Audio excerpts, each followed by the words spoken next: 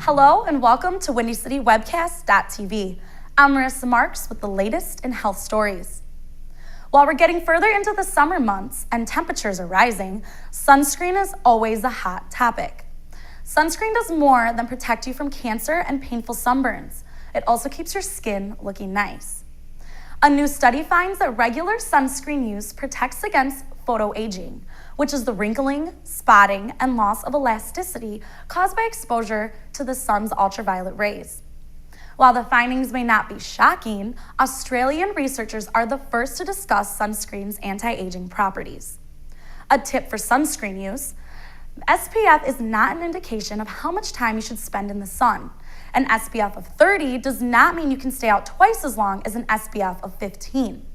An SPF of 15 filters about 93% of UVB rays, compared to 97% for an SPF of 30. A new weight loss drug, Belviq, will soon be available to the U.S. patients beginning next week, nearly a year after the drug was officially approved by federal regulators.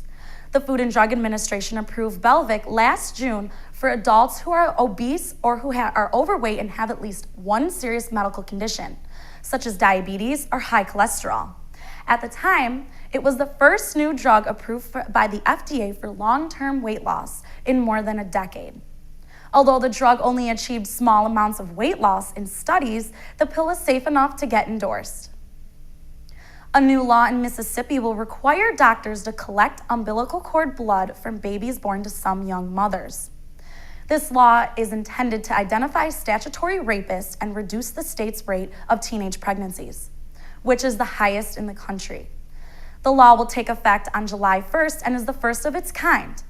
It will target certain mothers who are 16 or younger at the time of conception.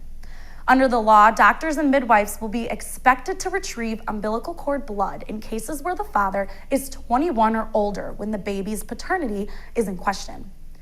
Samples will be stored at the state's medical examiner's office for testing if the police believe the girl was the victim of statutory rape, but they will not automatically be entered into the state's criminal DNA database. Thanks for joining us. Be sure to follow us on Twitter and friend us on Facebook. I'm Marissa Marks for WindyCityWebcast.tv.